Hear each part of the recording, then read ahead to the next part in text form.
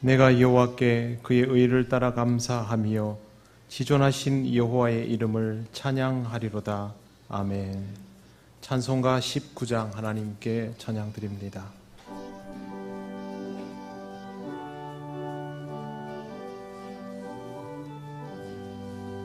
찬송하는 소리 있어 사람 기뻐하도다. 하늘 아버지의 이름 거룩하도다. 세상 사람 찬양하자. 거룩하신 하나님께 할렐루야 할렐루야 할렐루야 아멘. 하나님의 나라 권세 영원토록 있도다. 하나님의 영광 나라 거룩하도다. 하늘 보좌 계신 주님 세상 주관하시도다.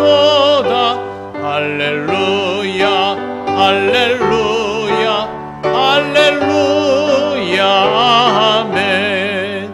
하나님의 크신 섭리 그 뜻대로 되도다. 우리 아버지의 뜻은 거룩하도다.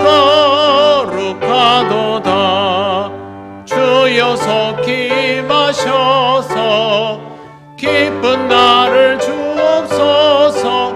할렐루야 할렐루야 할렐루야 아멘 아멘.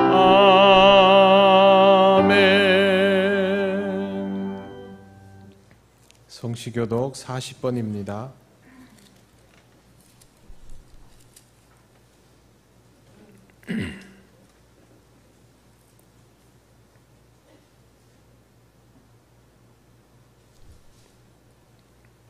새 노래로 여호와께 노래하라. 온 땅이여 여호와께 노래할지어다.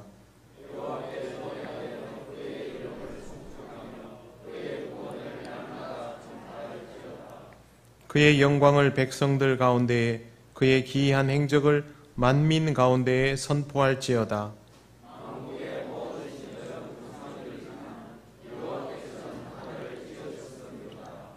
존귀와 위엄이 그의 앞에 있으며 아름답고 거룩한 것으로 여호와께 예배할지어다. 하늘은 기뻐하고 땅은 즐거워하며 바다와 거기 충만한 것이 외치고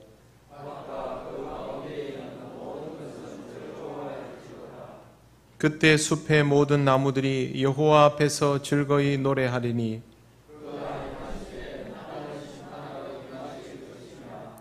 그가 의의 세계를 심판하시며 그의 진실하심으로 백성을 심판하시리로다. 아멘. 나는 전능하신 아버지 하나님 천지의 창조주를 믿습니다. 나는 그의 유일하신 아들 우리 주 예수 그리스도를 믿습니다.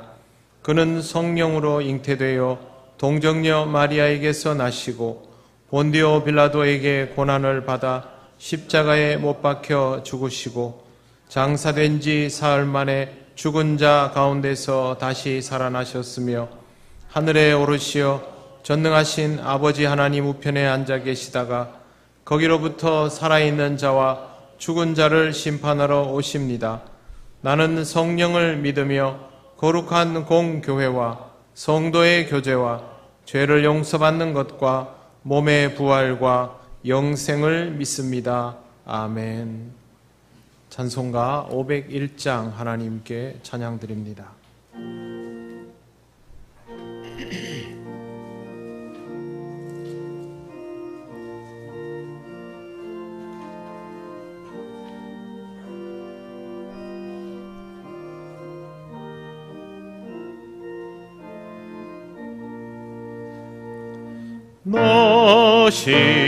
너시오나 이 소식 전파하라. 영광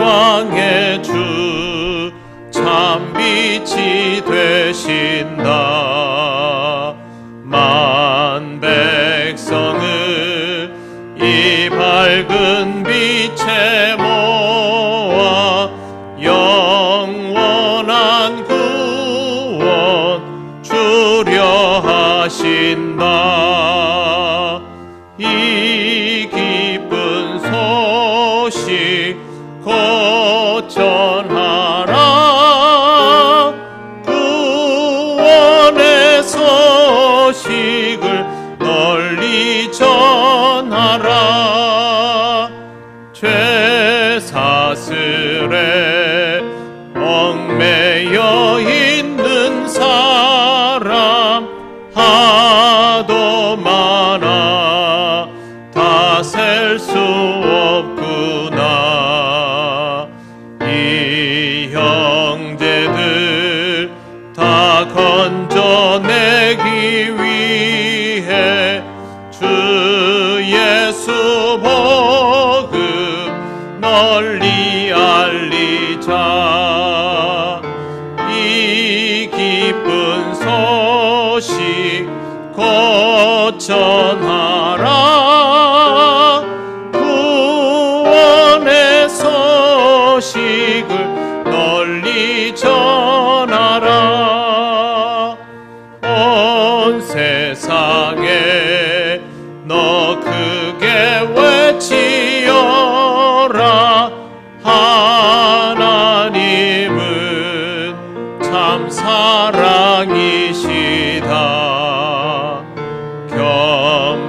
겸비하게 이 땅에 오신 예수 만민의 죄를 담당하셨다. 이 기쁜 소식 곧 전하라. 구원의 소식을 널리 전하라. 내 자녀도 이 복음 전파라. 늘 기도와 온 재물 들여서 이 복음을 너 힘써 전파하면 영광의 상을 내가 받으리. 이 기쁜 소식 곧 전하라. 구원의 소식을 널리 전하라.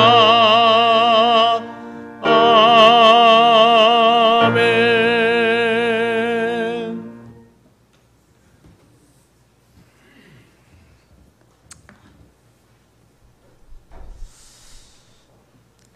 저희들의 삶을 주관하시는 하나님 아버지, 오늘도 거룩하고 복된 주님의 날을 허락하여 주시고 믿음의 성도들이 기쁨과 즐거움으로 함께 모여 주님께 예배하며 찬양하게 하심을 감사드립니다. 주님께만 영광을 돌리는 귀한 시간이 되게 하여 주옵소서. 사랑의 하나님, 한 해를 시작한 지가 엊그제 같은데 벌써 반년이란 세월이 흘렀습니다. 힘들고 슬픈 일도 있었고 기쁘고 행복한 일도 많이 있었습니다. 모든 일들이 주님의 역사 속에서 진행되어짐을 알고 저희들이 안고 섬이 주님의 뜻 안에서 있음을 알기에 힘들고 어려운 일들이 있을지라도 기도하고 인내하며 나아갑니다. 하나님 아버지, 저희들의 선한 목자 되신 예수 그리스도의 은혜를 깨달아 날마다 주님께 감사하며 나아가는 저희들 되게 하여 주옵소서. 사랑의 하나님, 때로는 저희들 미련하고 부족해서 주님의 사랑과 은혜와 인도하심을 깨닫지 못하고 조금만 힘들고 어려우며 세상을 원망하며 시험에 빠져드는 저희들입니다. 하나님, 불신앙이 확신으로 바뀌게 하시고 저희들의 어리석음에 주님을 아는 지식과 믿음으로 바뀌게 하여 주옵소서. 은혜와 진리가 충만한 주님의 십자가 군병이 되게 하여 주옵소서. 그리하여 저희들이 삶이 주님이 인도하시고 주 안에서 기뻐하며 즐거워하는 저희들 되게 하여 주옵소서. 저희 통영교회를 사랑하여 주옵소서. 주님 안에서 하나 되게 하시며 무더운 일기 속에서도 성도들의 건강을 지키시며 각 가정들마다 주님 함께 하셔서 외지에 있는 자녀들 오고 가는 소식들이 늘 주 안에서 좋은 소식들이 오고 가게 하옵소서. 7월은 교육의 달입니다. 저희 교회에서도 여름 성경학교 및 수련회를 계획하며 준비하고 있습니다. 기도하며 말씀으로 잘 준비하여서 자라나는 어린 친구들이 주님을 알고 또 주님을 만나며 주님과 동행하는 귀한 시간이 되게 하여 주옵소서. 또 7월과 8월 달에 저희 교회에서 섬교회 선교를 하기 위하여 기도하며 계획하고 준비하고 있습니다. 저희 교회와 섬지의 교회들이 서로 협력하며 도우며 지역을 위해 전도하며 아름다운 교제가 이루어질 수 있도록 목사님과 교구장들과 구역장들이 서로 협력하여 그리스도의 사랑을 잘 전하게 하여 주옵소서. 이 시간 주님의 말씀을 듣고자 합니다. 말씀을 준비하여 단위에 세워주신 목사님으로 통하여 주님의 귀한 말씀을 선포하실 때에 저희들의 귀가 열리고 마음이 열려서 은혜 받는 귀한 시간이 되게 하옵소서. 우리를 구원하여 주신 예수 그리스도의 이름으로 기도드립니다. 아멘.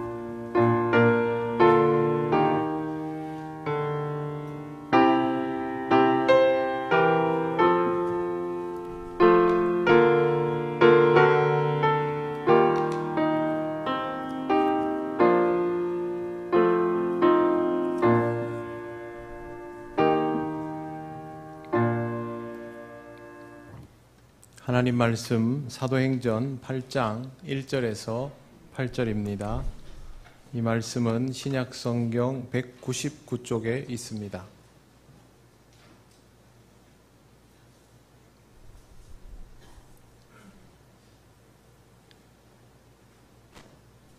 사도행전 8장 1절에서 8절 말씀 봉독합니다. 사울은 그가 죽임 당함을 마땅히 여기더라. 그날에 예루살렘에 있는 교회에 큰 박해가 있어 사도 외에는 다 유대와 사마리아 모든 땅으로 흩어지니라. 경건한 사람들이 스데반을 장사하고 위하여 크게 울더라. 사울이 교회를 잔멸할새 각 집에 들어가 남녀를 끌어다가 옥에 넘기니라. 그 흩어진 사람들이 두루 다니며 복음의 말씀을 전할새 빌립이 사마리아 성에 내려가 그리스도를 백성에게 전파하니 무리가 빌립의 말도 듣고 행하는 표적도 보고 한 마음으로 그가 하는 말을 따르더라. 많은 사람에게 붙었던 더러운 귀신들이 크게 소리를 지르며 나가고 또 많은 중풍병자와 못 걷는 사람이 나으니 그 성에 큰 기쁨이 있더라. 아멘. 기도드리겠습니다. 하나님 감사합니다. 오늘도 부족한 종을 통하여 전해지는 모든 말씀이 오직 하나님의 뜻만 전해지며 우리 모두에게 큰 은혜가 되게 하옵소서. 예수님 이름으로 기도드립니다. 아멘.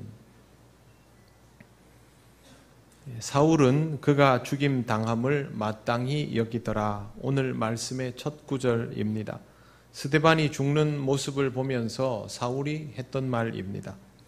결국 스데반이 죽었습니다. 유대인들이 예수 도당을 박해하기는 하여도 이렇게 공개적으로 죽이는 경우는 없었으나 스데반을 죽게 만들었던 것입니다. 이는 스데반 한 사람의 죽음에 대한 문제가 아닙니다. 사울이 스데반이 죽임 당하는 것을 마땅히 여겼다 하는 말은 이제는 예수 도당을 죽이는 것에 대하여 주저하지 않게 되었다라는 뜻이기도 합니다. 스데반을 죽였다는 것은 기독교인들을 완전히 이단 사교로 취급한다는 뜻입니다. 그러면 그 다음부터는 거칠 것이 없습니다. 박해가 본격적으로 이루어지게 됩니다. 예수께서 부활 승천하시고 난 이후에 성령의 충만함을 받은 사도들과 그들을 따르는 그리스도인들은 어느 때보다도 신앙생활을 열심히 하면서 복음을 전하고 있었습니다. 주님의 명령을 따라서 복음을 전해야 하는 그런 상황에서 박해가 본격적으로 시작된 것입니다. 그러면 상황은 점점 나빠지게 되어 있습니다. 이제는 복음 증거는커녕 생존 자체가 위협받기에 이른 것입니다. 1절 하반절을 보면 그날에 예루살렘에 있는 교회에 큰 박해가 있어 사도 외에는 다 유대와 사마리아 모든 땅으로 흩어지니라 라고 기록되어 있습니다. 큰 박해는 스데반의 죽음을 시작으로 본격화된 박해를 뜻합니다. 뒷부분을 읽어보면 사도 외에는 모든 그리스도인이 유대와 사마리아로 흩어졌다라고 되어 있습니다. 학자들도 실제로 사도와 소수의 지도자들만 예루살렘 교회에 남아 있었던 것으로 추측합니다. 아마도 이들은 교회 공동체를 지키기 위한 최소한의 인원이었을 것입니다. 우리나라도 6.25 전쟁 당시에 인민군들이 내려올 때 교회를 지키고 있던 영수나 장로님들이 있지 않았습니까? 바로 그런 의미의 마지막 보루 같은 것이었죠. 사도를 제외한 나머지 사람들이 뿔뿔이 흩어졌다라는 말은 무엇을 의미할까요? 예루살렘에서 누리던 모든 것들이 사라졌다라는 뜻입니다. 이제는 교회도 갈 수 없게 되었고 평범한 일상도 사라지고 생업도 잃었으며 가족과도 헤어지게 되었다는 뜻입니다. 사실상 모든 것을 다 잃게 된 것이죠. 박해의 강도가 높아지면 전도를 못하는 정도가 아니라 일상 자체가 다 깨어져 버립니다. 남아있는 사람들이 스데반을 장사하고 머뭇거리는 중에도 사울은 박해를 멈추지 않았습니다. 오히려 강도를 높였습니다. 3절 말씀에 보시면 사울이 교회를 잔멸할세라는 표현이 나옵니다. 잔멸이라는 단어는 헬라어로 엘리마이네토라고 하는데 영어로 하면 eliminate, 제거하다는 뜻이 됩니다. 교회를 완전히 말살시키는 것이 사울의 의도였던 것입니다. 이미 교회는 박살이 났고 이제는 잔당을 제거하는 수준입니다. 그래도 사울은 기어이 남아있는 그리스도인들을 잡아다가 옥에 가둡니다. 죽이고 옥에 가두었다는 말은 유대 사회가 이제는 그리스도인들을 절대 용납하지 않겠다라고 확정했다는 뜻이죠. 앞으로 유대 사회에서 신앙생활은 사실상 불가능하게 되었습니다. 당시 그리스도인들에게 이런 상황은 사면초가입니다. 신앙생활을 하기가 불가능해졌을 뿐만 아니라 자기가 살고 있는 터전에 살아남는 것도 불가능해진 것이죠. 보통 이런 시기면 조직이 와해되어 버립니다. 그런데 그리스도인들은 그렇지가 않았습니다. 4절을 보십시오. 그 흩어진 사람들이 두루 다니며 복음의 말씀을 전할세. 사울의 악랄한 박해에도 불구하고 복음 증거는 멈추어지지 않았습니다. 교회를 파괴하고 그리스도인들을 박멸하려고 해서 어쩔 수 없이 흩어지게 되었는데 이 흩어짐이 와해되는 것이 아니라 결과적으로 확장이 된 것입니다. 더 정확히 말씀드리면 그리스도인들은 자신도 모르고 있었던 자기 안에 있는 확장성을 발견하는 계기가 되어버린 것입니다. 이것은 아주 중요한 사실입니다. 왜 그러냐 하면 이런 일이 이 시대에만 일어나는 것이 아니라 역사 속에서 반복적으로 일어나게 되기 때문입니다. 복음은 박해로 인하여 위축되는 듯 보여도 실제로는 확장되어 갔습니다. 로마 제국의 박해에서도 복음은 사라지지 않고 오히려 퍼져나갔고 계승되었고 박해를 피해서 흩어지면 흩어진 그 자리에서 새롭게 복음의 열매가 맺히게 되었습니다. 우리나라도 예외가 아니었습니다. 우리나라에서 박해가 가장 심했고 순교자가 제일 많이 나온 지역이 실제로 복음화율이 제일 높습니다. 전라도입니다. 우리 경상도는 사실 교회 다니는 데 큰 어려움들을 상대적으로 덜 겪은 곳입니다. 그럼에도 불구하고 오래전에 복음이 들어와 있던 우리 지역 같은 경우에도 복음화율이 1% 내외에서 왔다 갔다 합니다. 전라도 지역은 평균적으로 복음화율이 20% 내외, 또 높은 지역은 30%를 넘깁니다. 통영 지역에서 복음을 전하려고 하면 바닷가에 있기 때문에 미신으로 인해서 잘 안 된다 그러는데 전라도는 바닷가가 복음화율이 더 높습니다. 바닷가에 있는 주민들 중에 30%, 40%가 그리스도인이다 그러면 그 동네는요, 그냥 길 가다가 웬만한 사람 보면 다 기독교인이란 뜻입니다. 왜 그 사람들은 미신을 숭배하지 않을까요? 그들은 위기 상황에서 복음이 어떤 위력을 가진 것인지를 직접 보았기 때문에 그걸 더 지키려고 하는 겁니다. 일전에 제가 말씀드렸지 않습니까? 거기 순교자들 그 터전에 가서 방문해 보면 그분들이 딱 하는 첫 마디가 우리는 순교자의 후예입니다. 할 말이 없습니다. 거기에. 우리는 그렇게 못했거든요. 복음의 능력을 직접 경험했던 사람들은 박해가 복음을 와해시키기는커녕 확장시키는 촉매제가 된다라는 것을 몸으로 체험해서 알고 있는 사람들입니다. 신앙생활이 어려워지는 환경이 되면 신앙을 지키기 힘들어하는 사람들이 많이 있습니다. 상황이 어려워져서 신앙생활을 계속하기가 어렵습니다. 언뜻 들어보면 맞는 말 같지만 사실은 틀린 말입니다. 성경과 기독교 역사를 보면 상황이 어려워질수록 신앙이 약화된 사례는 거의 없습니다. 오히려 반대로 상황이 어려워지면 신앙이 더 좋아지는 경우가 많습니다. 여러분 개인의 경험은 어떻습니까? 삶이 어려워지면 신앙이 같이 내려앉았습니까? 오히려 더 절박하게 붙들지 않았습니까? 주의 말씀을 읽지 않다가도 삶이 어려워지면 말씀을 더 찾지 않습니까? 이 그리스도인에게는 본능과도 같은 것입니다.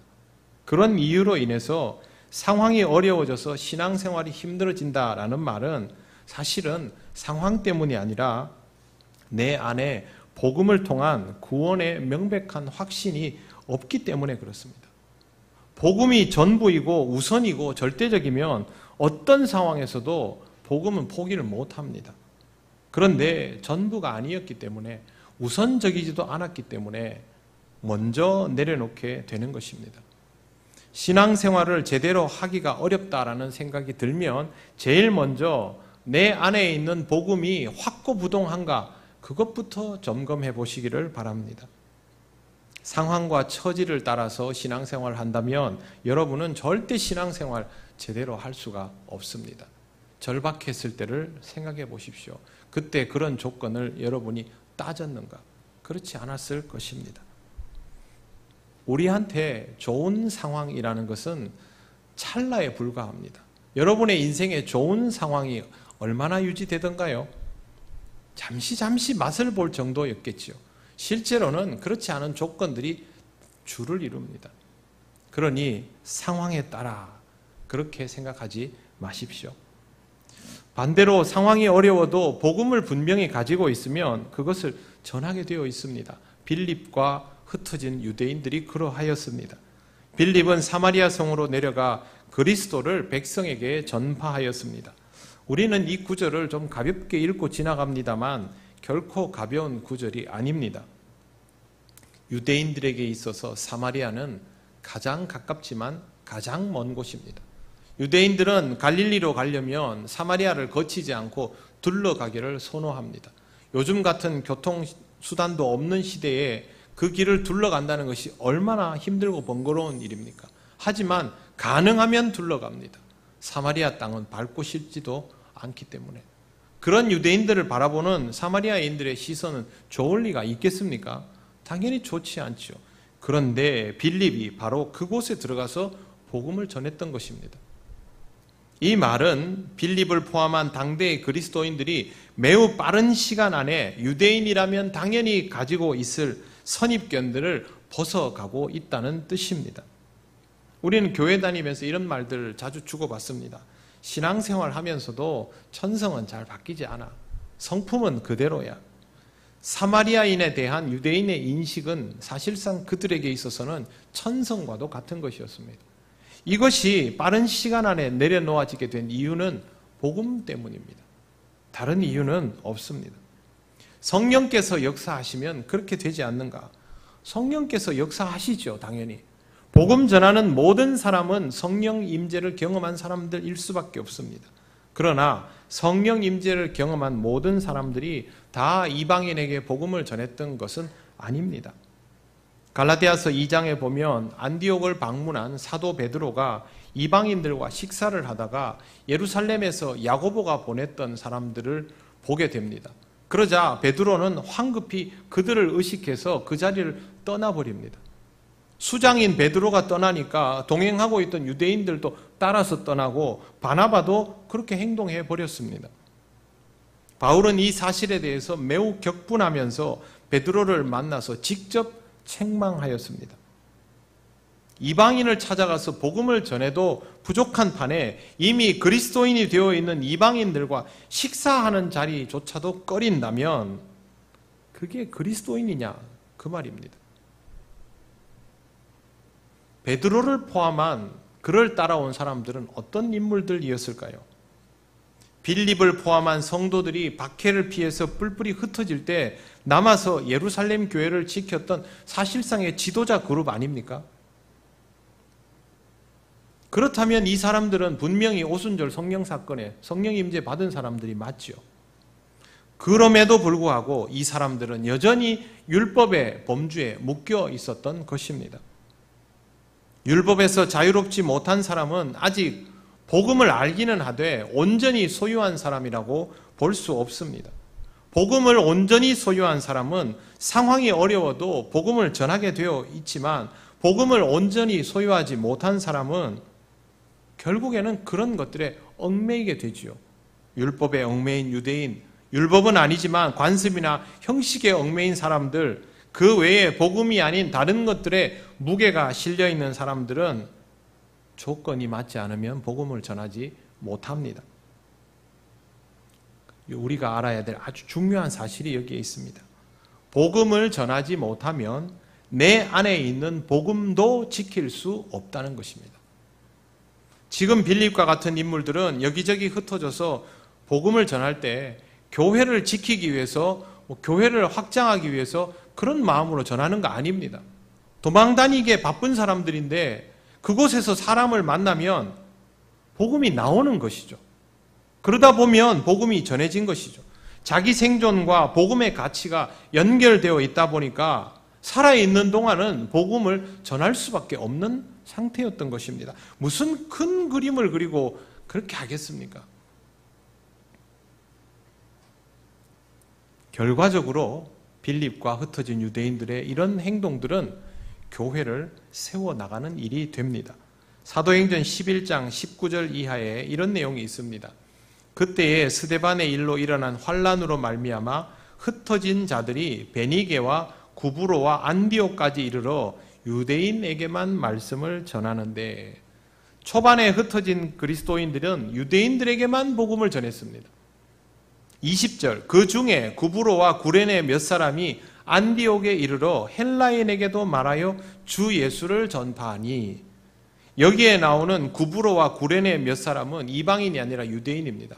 흩어졌지만 여전히 빌립과 같은 사람들은 유대인에게만 복음을 전하는 것으로 알고 있었는데, 그때 복음을 전해받은 유대인 중에 일부가 안디옥에 가서 이방인들에게 복음을 전해버렸던 것입니다.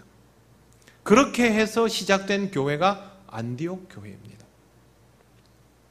우리는 그때 복음을 전한 사람들이 누구인지 모릅니다. 그렇게 교회가 세워지고 나니까 예루살렘 교회에서 그냥 방치하면 안 될 것 같아서 바울과 바나바를 안디옥에다가 파송을 해서 성도들을 1년간 교육을 시킵니다. 그냥 내버려 두면 새버릴 수 있지 않습니까? 성경에는 공식적으로 안디옥 교회가 이방 지역에 세워진 첫 교회라고 되어 있습니다만 이미 베니게와 구브로에 그리스도인들이 있었습니다. 그 당시의 교회들이 건물이 크게 있는 그런 교회가 아니라 다 가정교회 공동체 형태를 띠고 있었음을 감안해 본다면 복음을 전해받은 구브로와 베니게의 사람들이 자연스럽게 예배 공동체, 교회 공동체를 이루었을 것은 자명한 일 아닙니까? 이미 그곳에 교회가 시작되고 있었다는 것이죠. 그 중에 일부가 안디옥으로 가서 이방인에게까지 지경을 넘어 복음을 전했던 것입니다. 5절, 오늘 우리가 읽은 말씀 5절에 이런 기록이 있죠. 빌립이 사마리아 성에 내려가 그리스도를 백성에게 전파하니 무리가 빌립의 말도 듣고 행하는 표적도 보고 한 마음으로 그가 하는 말을 따르더라. 빌립의 복음 증거는 위력적이었습니다. 표적이 드러나고 사람들이 한 마음으로 따랐다는데 빌립이 누굽니까? 유대인 아닙니까? 어떻게 이 말을 그렇게 듣고 받아들일 수 있습니까? 한 마음으로 따랐다는 말은 그곳에 신앙 공동체가 형성되었다라는 뜻입니다. 교회가 시작되었다는 뜻입니다. 이후에 기록된 내용은 예수께서 복음을 전하실 때의 상황과 흡사합니다. 귀신들이 나가고 중풍병자와 걷지 못하는 자들이 낫고 그 성에 큰 기쁨이 있었다. 복음이 전해지면서 이런 일들이 일어나게 된 것입니다. 이 모든 일들이 박해로부터 시작되었습니다. 이것은 정말 절묘한 하나님의 역사입니다. 박해가 없었다면 그들도 이방인과 식사조차 꺼리던 예루살렘 교회의 지도자들과 별로 다를 바 없는 모습이었겠지만 박해 때문에 흩어져서 복음을 전하며 유대의 율법과 전통, 예루살렘 교회의 정체성이 아닌 복음으로만 무장할 수밖에 없었던 것이죠. 우리는 전도하면 예수 믿으십시오. 누가 귀가 좀 솔깃하고 마음을 열라 하면 이번 주일에 교회 나오십시오. 여러분, 빌립이 복음 전하면서 이런 말을 할 수 있습니까? 못합니다. 한 번 만나면 그게 끝입니다. 다 끝내야 됩니다. 어디 교회로 나가십시오. 그것도 못합니다. 아직은 교회가 없던 시대니까요. 전할 건 복음밖에 없었습니다. 그럼에도 불구하고 그들은 복음으로만 무장되었기 때문에 이렇게 놀라운 확장성을 가지게 되었던 것입니다. 시간이 지날수록 예루살렘 교회의 성도들과 흩어져서 복음을 전하던 그리스도인들의 정체성의 차이가 점점 커지기 시작합니다.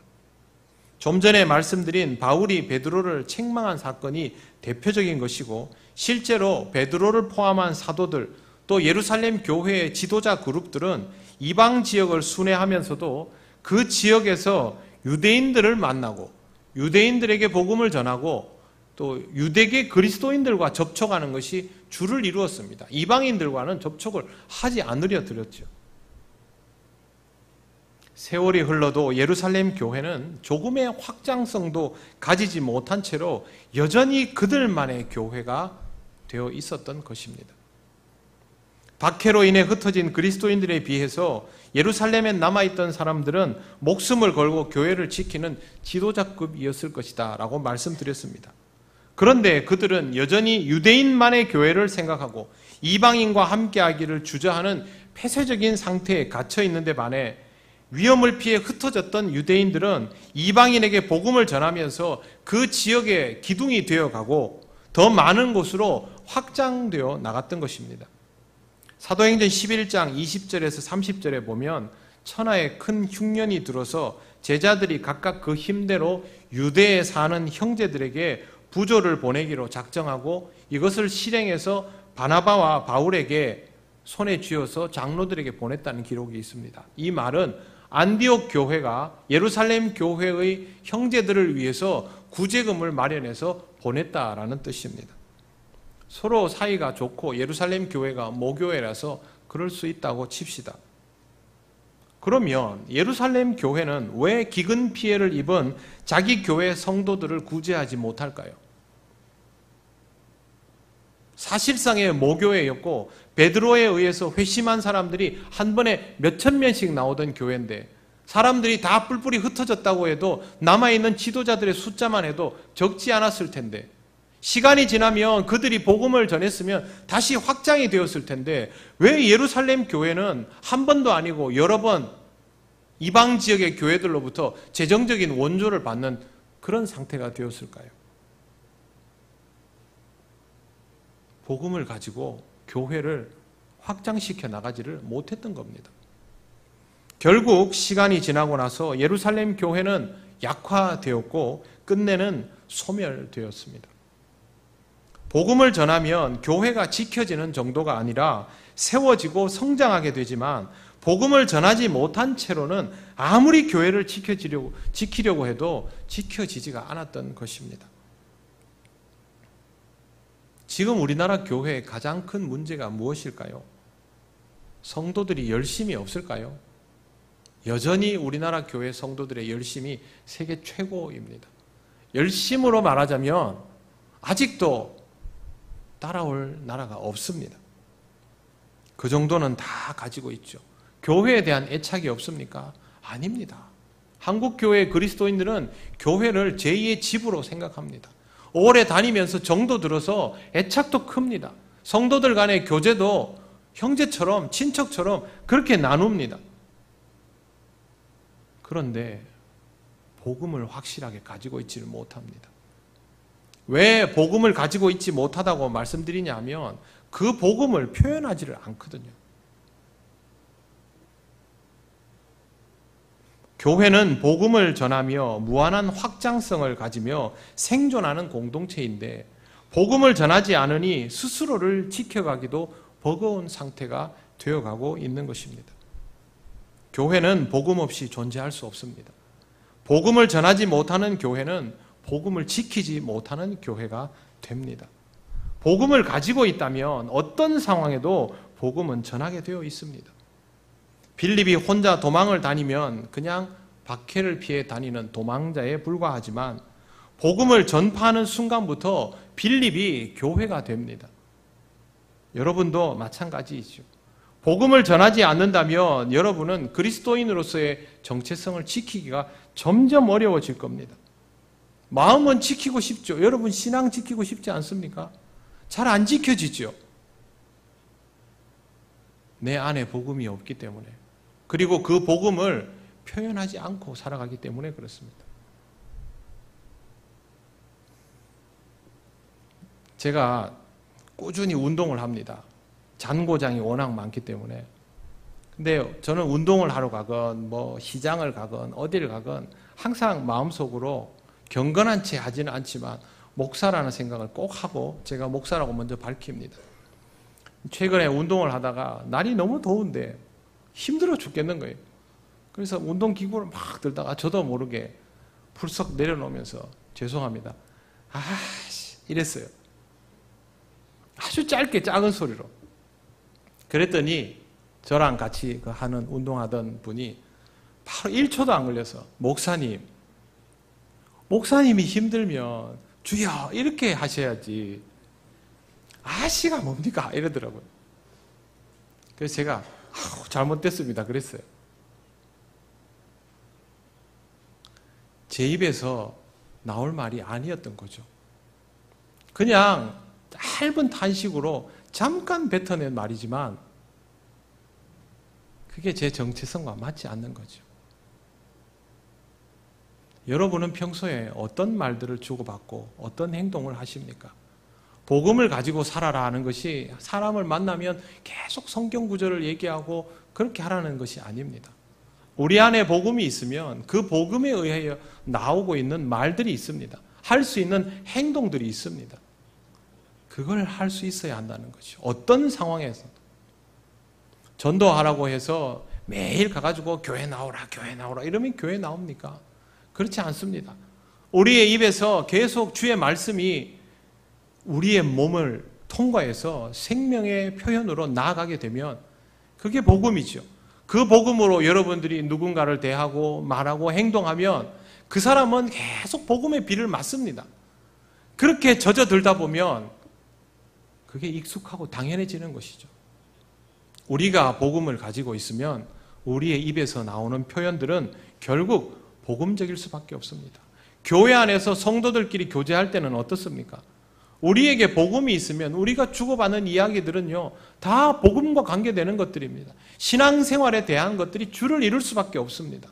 그런데 우리에게 복음이 없으면 우리끼리 주고받는 대화가 세상 사람들이 하고 있는 대화와 별로 다를 바가 없게 되지요.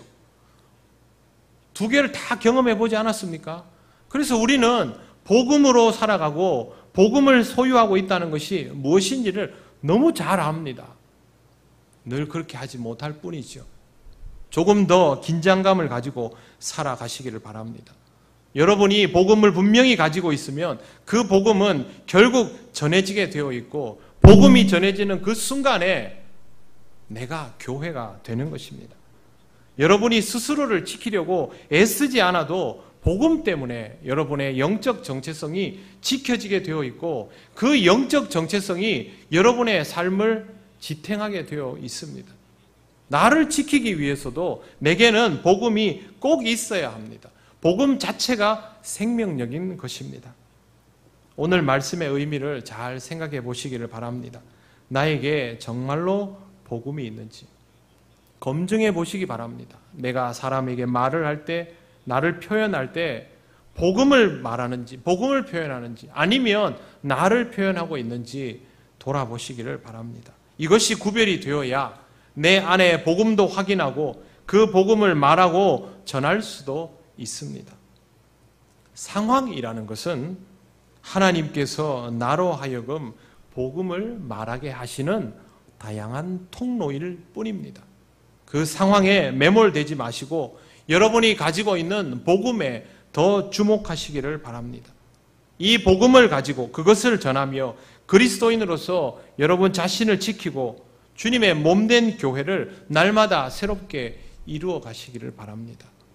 이 역사를 경험하는 자만이 하나님의 은혜를 누릴 수 있습니다. 기도드리겠습니다. 하나님 감사합니다. 하나님께서 우리에게 무엇이 있어야 할지를 알려주심에 우리가 이 복음을 다시 한번 굳건히 지키며 모이든 흩어지든 어떤 상황에서도 이 복음 전하며 살아갈 수 있기를 원합니다. 우리가 늘 복음으로 말할 때 성령께서 역사하셔서 우리가 복음으로 말하는 그 자리에서 생명이 살아나는 놀라운 기적이 있게 하여 주시옵소서. 감사드리며 예수님 이름으로 기도드립니다. 아멘. 찬송가 516장 찬양하시며 봉헌하시겠습니다.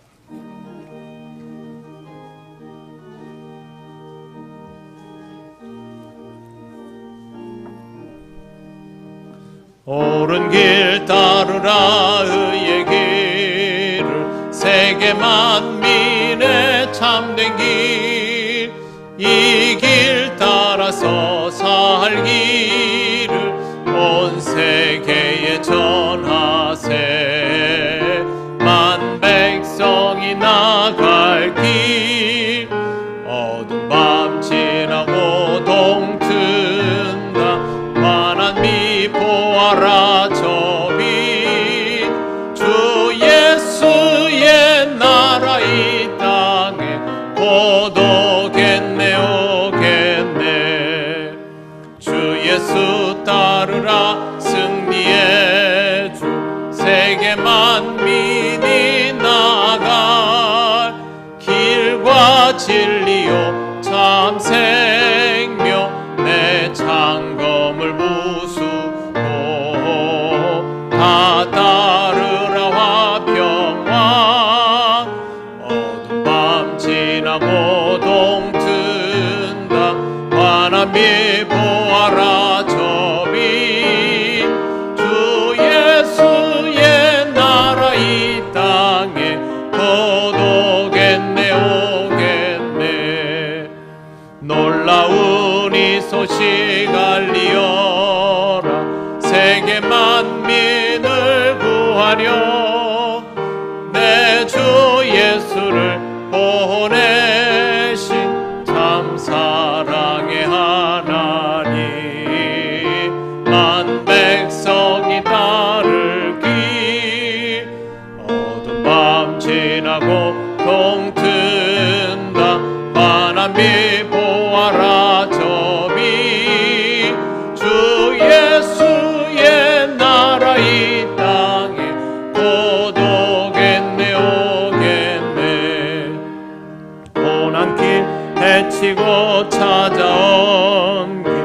많은 백성을 구하니 모두 나와서 믿으며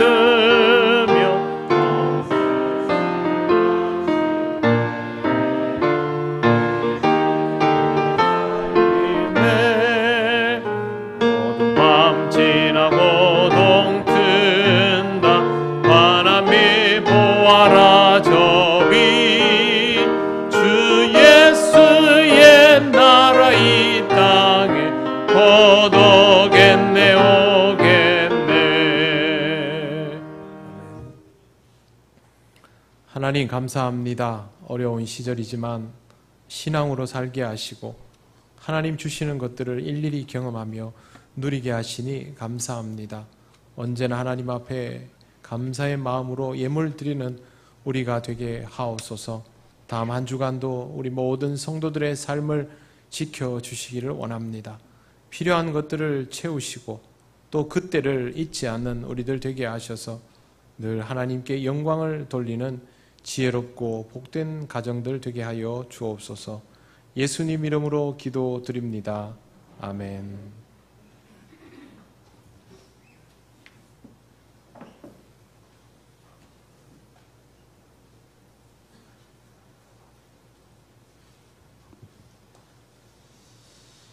교회 소식 알려드리겠습니다. 예배에 놓으신 모든 분들 환영합니다. 처음 오신 분은 새 가족부의 안내를 받으시기 바랍니다. 예배 제2남성교회 헌신예배가 다음 주일 17일 오후 찬양예배 때에 있습니다. 많이 참석해 주시면 감사하겠습니다. 모임 교육부 회의가 2부 예배 후에 제1교육관에서 있습니다. 기간 원래해 다음 주일 17일 2부 예배 후에 각 지정 장소에서 갖도록 하겠습니다. 안내 동행교회 방문 오늘 이교구 교구장 김성도 장로님께서 연화도 교회와 동행 주일을 보내게 됩니다. 은혜로운 주일이 되도록 기도해 주시기 바랍니다. 장학흥금 송미연 집사님께서 커피를 이렇게 판매하셔서 해주셨습니다. 감사합니다. 교회학교 여름 행사 안내 교회학교가 아래 일정을 따라 여름 수련회를 실시합니다. 전 교인이 위하여 기도해 주시기 바랍니다. 후원 문의는 교육부장 되시는 이명렬 장로님께 해주시면 감사하겠습니다. 우리 수고하시는 교사 선생님들을 위해서 우리 성도님들 꼭 잊지 마시고 이렇게 후원해 주시면 힘이 되겠습니다. 각 부서 이렇게 날짜 또 장소를 보시고 기도 많이 해주시면 감사하겠습니다. 7월 안내위원 주보 참조해 주시고요.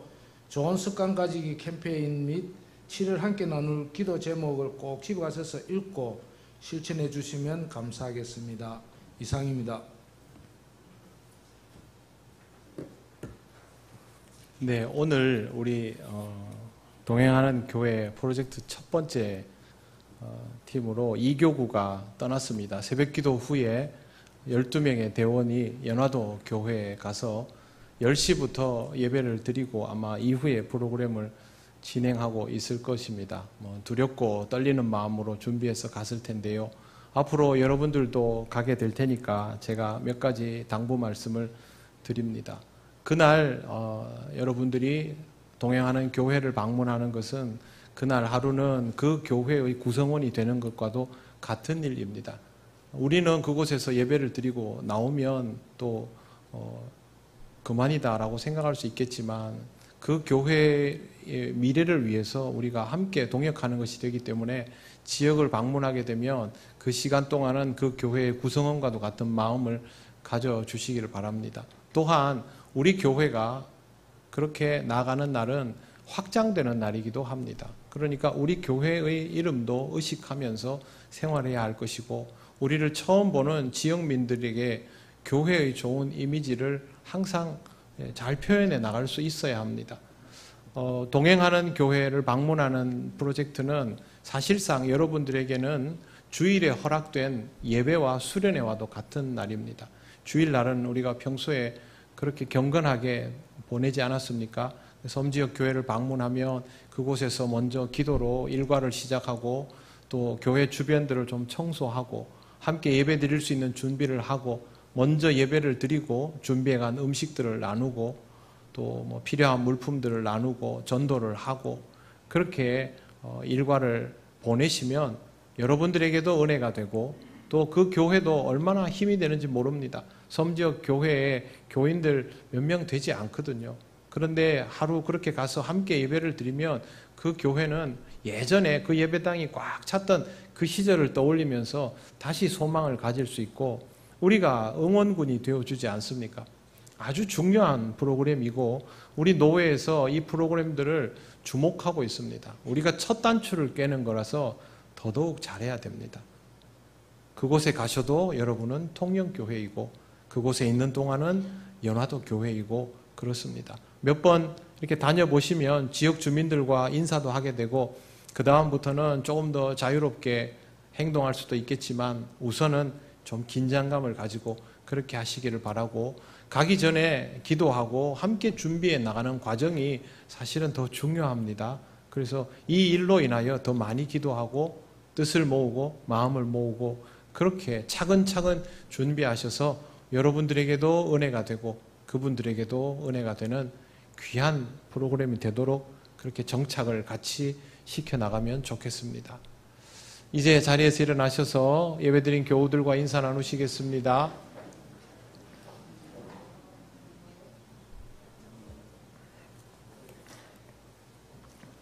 찬송가 635장 주기도문 찬양 드립니다.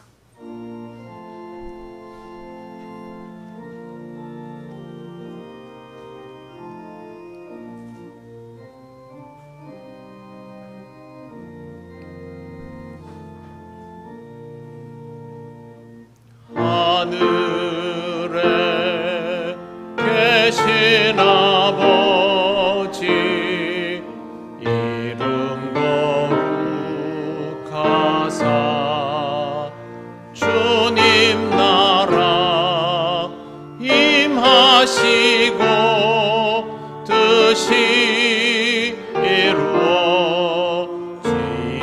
이루어지이다.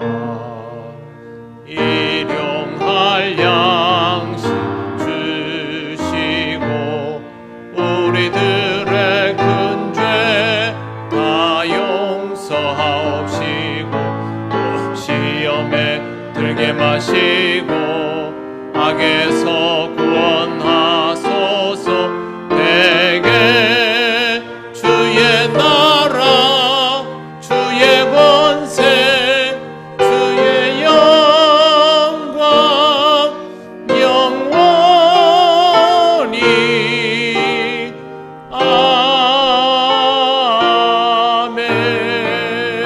아멘. 우리 주 예수 그리스도의 크신 은혜와 하나님 아버지의 놀라우신 사랑과 성령님의 교통하시고 인도하여 주심이 하나님 주신 복음을 가지고 이 세상에서 주의 몸된 교회를 아름답게 이루며 생명 살리는 일에 최선을 다하기를 원하는 이 시간 예배하는 권속들 위해 영원토록 함께 하시기를 간절히 축원하옵나이다. 아멘.